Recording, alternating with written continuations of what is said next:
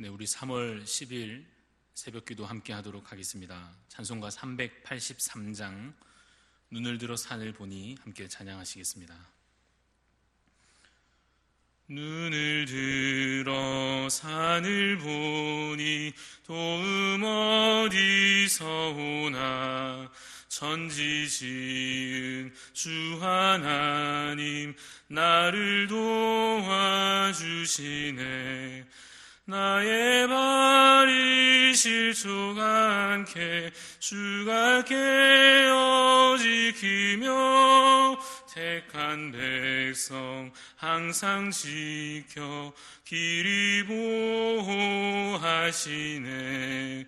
도우시는 하나님이 내게 그늘 되시니 낮의 해와 밤의 달이 너를 상치 않겠네. 내게 화를 주지 않고 오늘 보호하시며 너의 주님 지금부터 영영 인도하시리. 아멘. 기도하겠습니다. 살아계신 하나님 아버지, 우리가 이 시간 하나님 앞에 주님 더 가까이 나아가기를 원합니다.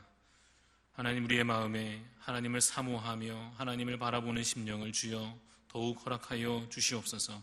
성령 하나님, 우리의 마음 가운데 주여 임재하여 주시고, 우리가 주님 비록 세상 가운데 살고 있으나 하나님 안에 거하여 살아가는 자로 살아갈 수 있도록 주님 우리의 심령을 붙잡아 주시옵기를 간절히 원합니다. 성령 충만한 자로 살기를 원하오니 하나님, 세상의 모든 유혹과 어려움들과 주님 시끄러운 소리들과 모든 악한 것들로부터 주여 우리를 주님 보호하여 주시고 온전히 하나님께로 향하여 가는 삶으로, 거룩한 삶으로 살아가게 하여 주시옵소서.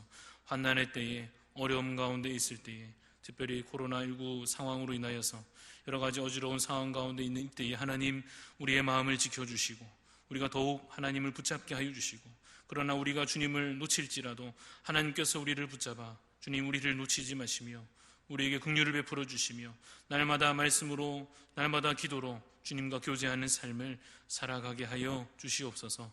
오늘도 하나님 주시는 말씀으로 말미암아서 우리의 영이 살며 우리의 참으로 영원히 주 안에서 평안을 누리며 말씀으로 말미암는 거룩한 삶을 살아가게 하여 주시옵소서.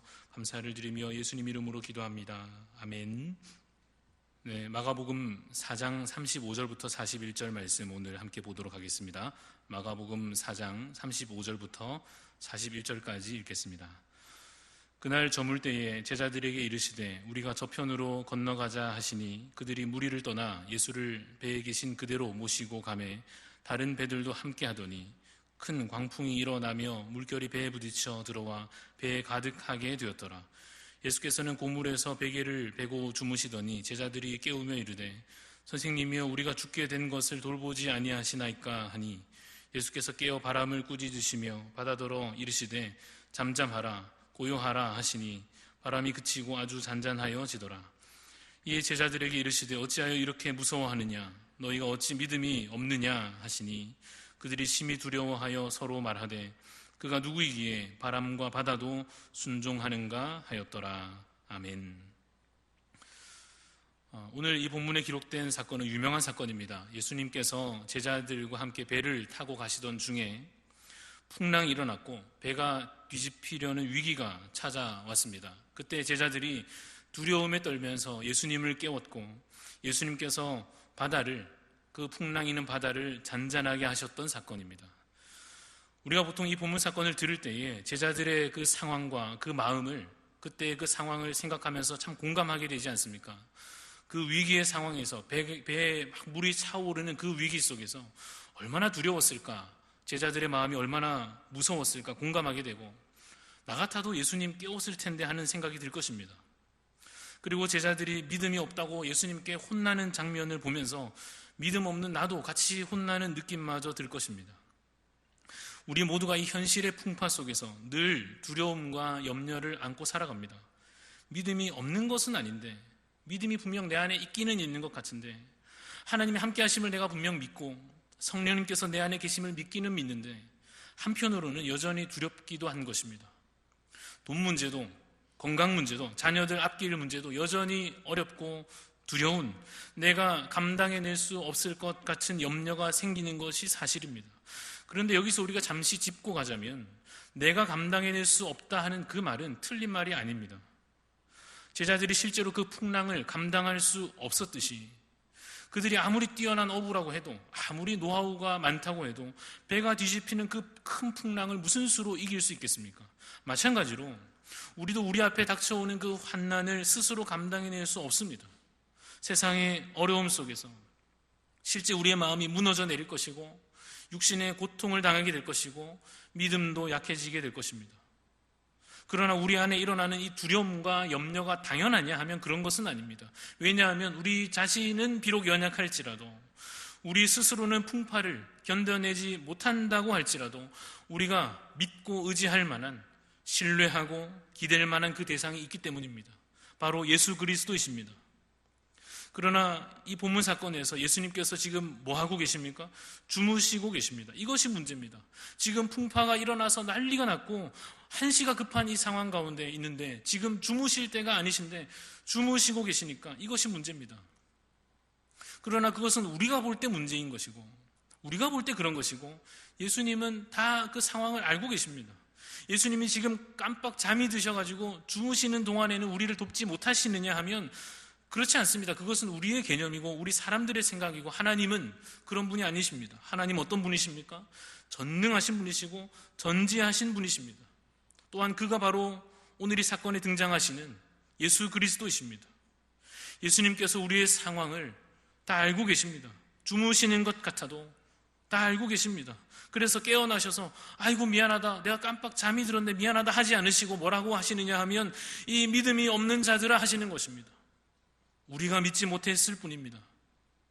예수님께서 주무시는 것 같아도, 예수님께서 바쁘신 것 같아도, 하나님께서 지금은 대체 뭐 하시나 싶어도, 우리 느끼면 아무리 그렇게 느껴진다 해도 믿고 신뢰하기를 계속해야 하는데, 그러지 못하고 염려하고 두려워하고 의심하고 원망할 때에 주께서 뭐라고 하시겠습니까? 이 믿음이 없는 자들아 하실 것입니다.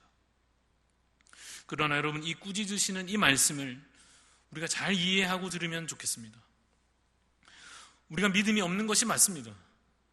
당당한 것은 아니고 우리가 믿음이 없는 것이 사실이 그렇습니다. 우리가 믿음이 없는 것이 맞고, 그래서 주님 앞에서 혼나는 것도 마땅합니다.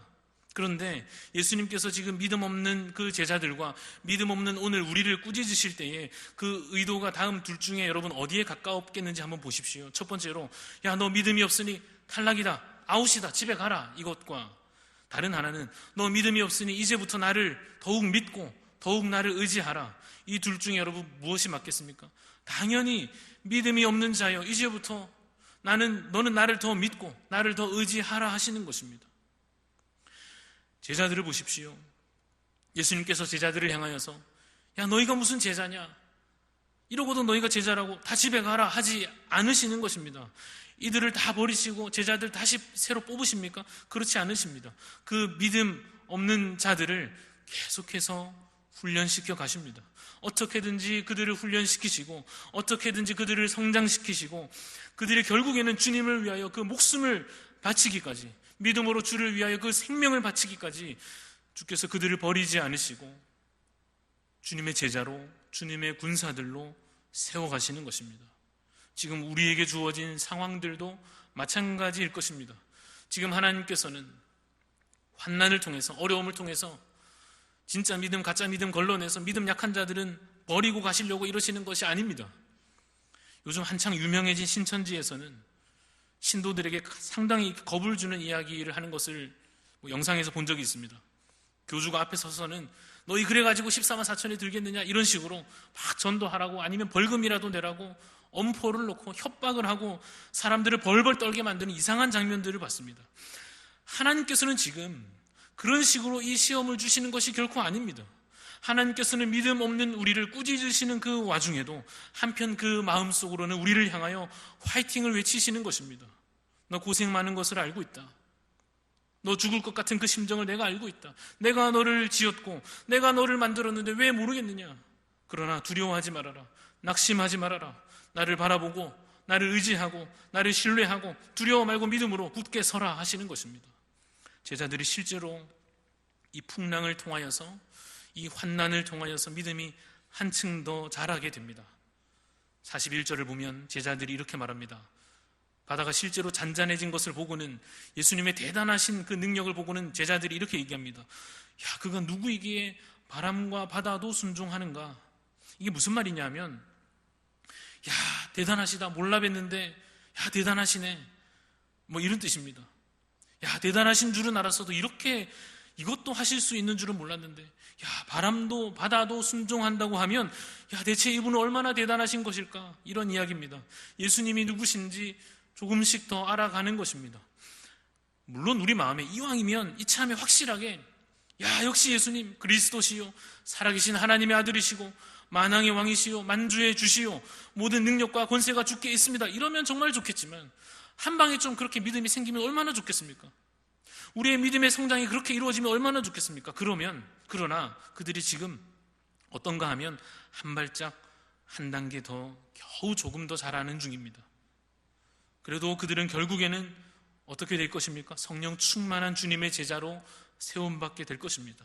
우리도 오늘 주시는 이 환난과 그로 인한 훈련과 그로 인한 성장에도 불구하고 갑자기 격변하지는 못할 것입니다. 어제 없던 믿음이 갑자기 오늘 확 생기지는 않을 수도 있습니다. 그러나 더딘 것 같아도 그 성장이 이어져서 우리도 언젠가는 주님의 제자로 아름답게 세워질 줄로 믿습니다. 우리를 봐서는 보장할 수 없으나 우리를 포기하지 않으시는 신실하신 우리 주님을 배워서는 확실히 보장되는 줄로 믿으시기를 간절히 바랍니다. 오늘도 혹시 풍랑 중에 계시다고 하면 그 풍랑을 여러분 이겨내시되 스스로 이겨내려 하지 마시고 주님을 바라보시기를 바랍니다. 주님께서 혹시 주무시는 것 같이 느껴져도, 아무 응답이 없으신 것 같이 혹시 느껴지시더라도 그래도 여러분 의심하지 마시고 신실하신 주님 바라보며 의지하는 주님의 제자들로 세워져 가시기를 간절히 소망합니다. 오늘 말씀을 기억하며 기도 제목 함께합니다. 풍랑 중에도 주님, 우리가 그 환난 중에도 주님을 바라보게 하여 주옵소서. 코로나19로 인한 영적인 위기 가운데서도 주님, 우리 교회가 하나 되게 하여 주옵소서. 성도들의 그 믿음이, 우리 모두의 믿음이 더욱 강하여지는 이 시기가 되게 하여 주옵소서. 간절한 마음으로 기도하시고 오늘 하루도 주 안에 복된 하루 되시기를 간절히 바랍니다.